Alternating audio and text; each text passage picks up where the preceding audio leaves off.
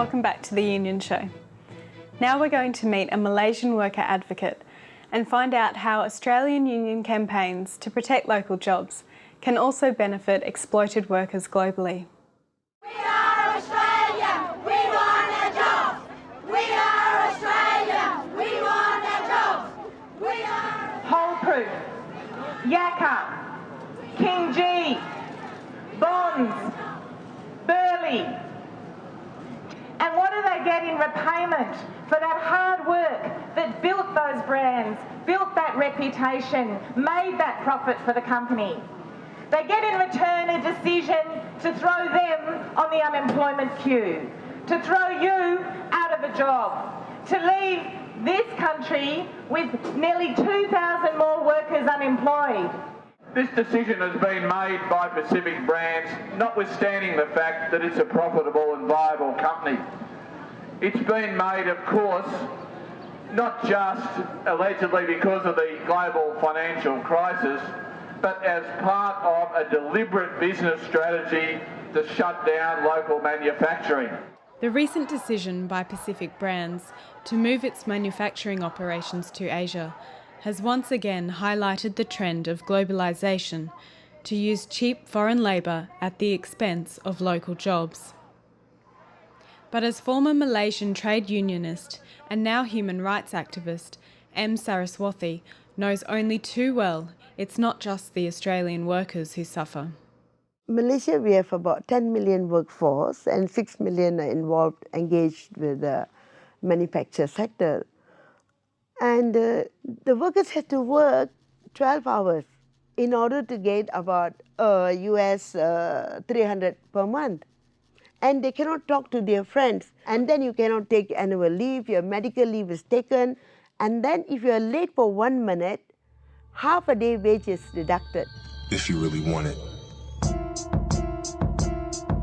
If you really want it, you will push past pain. Use it. Control it. Glory. If you really want it.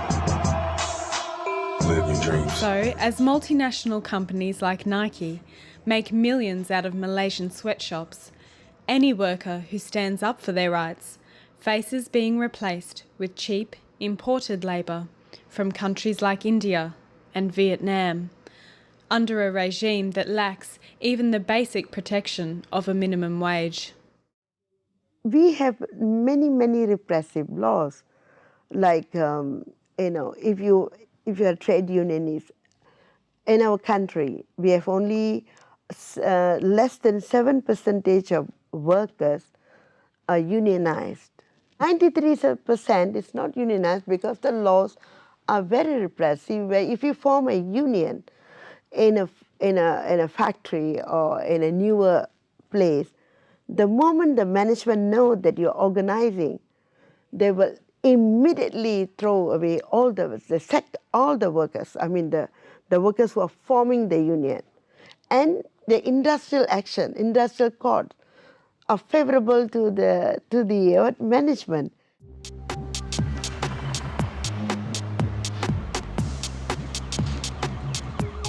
This exploitation is the dark side of Malaysia's fast-track modernisation campaign.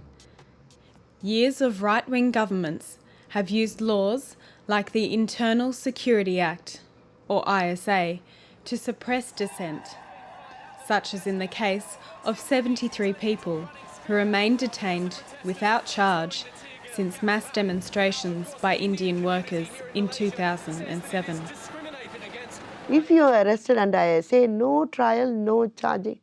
Whenever the Home Ministry feel they want to release, then only then they release. Not only ISA, if you can't openly come out with pamphlet, if it is, they can pick you on Printing and Sedition Act and also Police Act. If more than four people get together, they can arrest you, and then they can arrest you for 2 weeks, 14 days. They can put you inside for interrogation. All these laws are there, and the militancy has been diluted. The militancy of union is diluted over the years because of the repressive law. In countries like Malaysia, where basic rights have been traded for rapid growth, working conditions may be likened to the developed world during the Industrial Revolution. This dilution of union power forced Saras to leave her role as union organiser and help mobilise and politicise the overwhelmingly non-union majority. Knowing that 93% of workforce is not organized, so we formed a people's coalition of people, coalition of oppressed people network. So we are extensively organizing the factory workers, the shop stewardess, urban pioneers, the plantation sectors, the students. People, if there's any activity, any poster, you have to come out, any leaflet, people pledge from their earning. Okay, $1, $2, $3. So that's how we're self-funded, purely self-funded. And sometimes food in a meeting, I bring something, you bring something, you bring. That's how we in a collaborative way, we are taking on this struggle. And we're teaching people to be self-sufficient, self-supportive. So otherwise we cannot sustain in Malaysia. Laws are being so repressive. If you have to empower people, you have to engage the people, you have to self-supportive. Otherwise, you cannot lead a progressive movement in Malaysia. Don't be silent. Stand up for these workers. Come out now and join us in our fight to save these jobs. And if they won't do that, then disassociate yourself from this company. So as Australian workers fight to prevent their jobs from disappearing overseas, union action like the textile clothing and footwear unions Buy Local, Buy Ethical campaign, or the Maritime Union's Flags of Convenience campaign that targets the use of exploited third world crews on the Australian coastal shipping trade, serve not only to protect local jobs, they help to prevent worker exploitation in all countries by seeking a decent level of wages and conditions for everybody.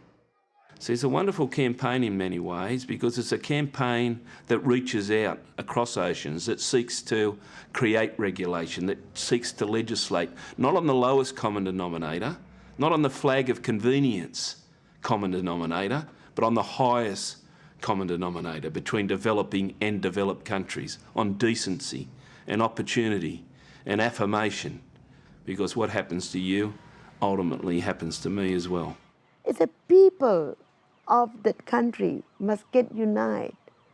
They must be organized. They must be empowered to build a society which is fair for them, a society which they can help themselves to develop. Not only rights are taken away, but the climate change. The wealth is not distributed well. So all this will only can materialize if there's a people's movement, with a strong identity, strong clear direction, should be strengthened to decide their fate in near future. Without that, I think everything is zero. Take the ball. Take the last shot. You can do anything you want to, if you really want it.